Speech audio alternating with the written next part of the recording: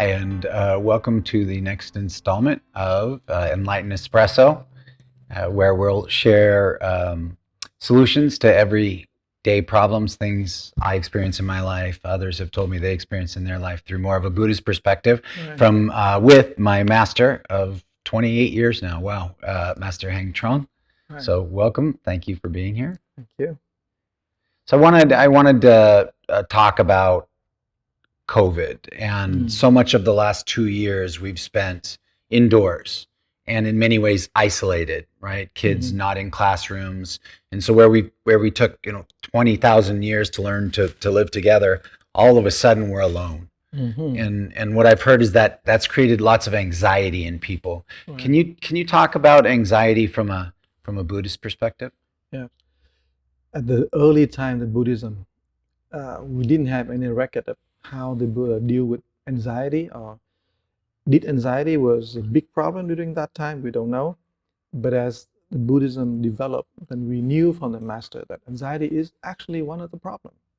And the problem is people, anxiety, as we know, is a form of worries. You keep that thought and it keep going on and on and on forever, the looping. And usually in the Buddhist viewpoint, the very root of anxiety is the loss of faith.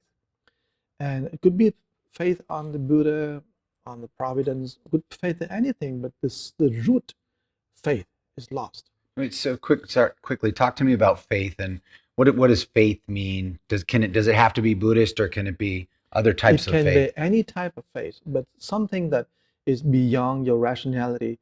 You feel it's the direction that you can always feel you go upward, something you can look up to. That's basically the basis for faith. You look upward and you believe something. Sometime during the course of history, we believe someone up there look at us, but as we move on to history, we know that the higher principle, the organizing principle that we need to believe in, and then as we develop ourselves a little further, then we believe that that guiding principle within us, but still we know that it's pure, it's pristine, and it's not polluted, and we have that faith in that one.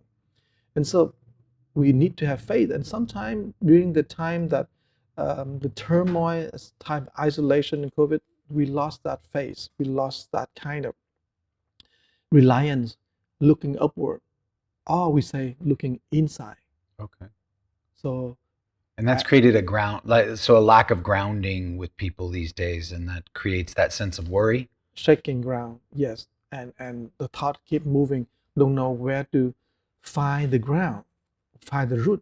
And so we keep moving, we talk, thinking about this, thinking about that, and then you get to Facebook and you hear one voice on this side, the other voice on that side, the Republican, the Democrat, the Buddhist, the Christian, and then the conflicting, and then you get caught in between all this fighting, conflicting views, and therefore the anxiety now kicked in. And that's what we call the loss of direction, and the feeling, the uncertainty, the feeling that you don't know to go forward, how to go forward, and how to position yourself in life. So that's what is anxiety is. And usually from a religious person like myself, the first thing is let's start faith. The best thing is to believe in something, you believe in cause and effect. Is that karma? No. So what is cause and effect? Talk a little Cause bit and about effect that. is, for example, if you do this, you get that. You plant a seed of tomato, then you get tomato. So if we can tell people it's not about this view or that view, but we bring people to a very straightforward, all right, if you do good, then you attract all the goodness, the law of attraction. So laws, cause, effect, the same. So if we get people into that, then they start to see that, okay, in my mind, we exude all the good energy, then for sure the good energy will come back to us. Simple thing. First, you believe in that principle. And the grounding will create more effect, better effect from the cause. Exactly. And as you doing that, some element that we say is very critical is friendship. Sometimes you need friends to not only verify, but to support you so you can start to become a little better. Especially you talk about COVID, when we feel very isolated, we don't see and talk face to face like this, and so a lot of time we feel as if We're so disconnected. And disconnection is one part of anxiety. In the past, let me connect back to the Buddha time. The Buddha always say that you every um, 2 weeks, every half month, full moon, all the monks come together, sit together, shoulder to shoulder, they connect. And by connection, they don't have anxiety. They can speak, they can talk, they can feel the kind of feeling that we call brotherhood.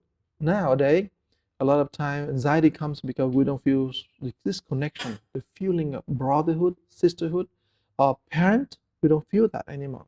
So how do you create that connection? You're saying that really helps you feel, I think, secure and removes the anxiety. The way that we can deal with anxiety, right? There's many strategies, and I don't know how psychologists would say, but in the Buddhist view, the first thing, maybe you need to connect with people who have very good positive energy, have a very good view. Then you learn how to see things from the point of the law of nature, the law of cause and effect, the law of attraction. And then the big thing we just talked about how we lost ground and we keep thinking about something we could worry. So that cycle had to be broken apart. And to do that, maybe a very simple practice of being silent, quiet. Let the mind slowly be quiet. Now, that's the very point that I think the strategy to deal with anxiety is meditation. You have faith, learning about the principle of cause and effect, and have someone support you who can be there for you and connect with you. Someone who can listen. So yeah, my father used to say, two ears, one mouth, so you should listen twice as much as you speak. Yes, right. But you can see that anxiety is not like a topic that we can immediately have the solution. It's complex that maybe we need to talk about it in many episodes, many times that we can see it has many roots, but every single root of this anxiety is always a method in Buddhism that how we can slowly but surely we can slowly pull them apart and see the roots, and we know that it's all from the mind. And the mind can get to the body, and the body gets sick. So there's physical stress. effects to the anxiety, which have been proven by Western medicine, but known by the Buddhists for hundreds of years. Hundreds of years, yes. Yeah. And the more important thing is that sometimes we always believe in medicine, pill, just take the pill and then you can be better. But in the Buddhist term, that we don't see that as a solution. We see that maybe a band-aid over a real deeper problem. And you probably understand how important your mind is over the body, right? But the anxiety, the whole package of anxiety is not that complex or complicated like we think.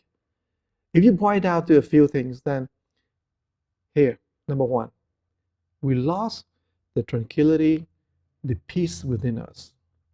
We lost faith on the providence, and we lost the connection with people around us. Then the last three things, right? That's easy. And then we had bombarded by all kind of information. We're pulling by all kind of connection, and then now we don't know where to go. And the feeling of worries, the feeling of uncertainty, the feeling of vulnerability all come in because the very first, the key thing is the sense of serenity, tranquility, the sense of peace within us. So you've talked about so many things. You've talked about cause and effect. You've talked about meditation. You've talked about stillness. Sort of relating that all to the real world where we feel disconnected. Mm-hmm. We're coming to the end here, so I have to ask: does a Buddhist monk ever feel anxiety? And if you do, how do you deal with it? My personal experience when I left the temple, when I decided I go out and try the world myself, leaving the temple behind, leaving everything behind. So I went in seclusion for 3 years, and the very first 6 months, I do have anxiety, don't know what to do. I lost the faith in my sangha, I lost faith in many people who think that they are supporting me, but the turnout's not. But then, how I deal with it? Meditation. Sit quietly, observe my mind, and I start to see the cause and effect, and I start to see the connection to people who really help me around. And that is my sister, Mhm. very first, my sister who can be there and listen and really give comfort. But the connection is very pure without any sort of egocentrism. So you see how everything come together. The very first thing that we're willing to sit and let everything settle. So that's The very Buddha important. talks about that, right? With like Exactly, with mud in the water, and when it begins to settle. exactly. What is so important about stillness? You look at the cup of water where there's so much dirt, and you keep stirring it, then you cannot have any clarity about it. So you need to leave it alone and let it sit there until the dirt and the dust and the mud always slowly settle. So the body is just like the cup, but the water is like the mind. And all these feelings of anxiety, of vulnerability, of afflictions, the land and mud, they do will settle down. Yeah. So that's the very first thing that we do. Now, in summary, how do you deal with anxiety? The first thing is you need to sit and quiet your mind. But how do you do that? You need to have a good friend to ask you and teach you and guide you. That means you need to have support, you have to have connection. And you have to have a little tiny faith, believe that if my mind is clear, then my life can be better. Get that little faith. So when you find that stillness, Mhm. does the anxiety naturally begin to dissolve? We have to look into our mind first. As we do that, then it doesn't resolve immediately. We have to look into it. We have to accept facts. There are things in life that we need to accept. We cannot just deny it. We accept such and such a thing. We accept, oh, I have this, I have that. When you have acceptance, and that takes so much courage to accept it.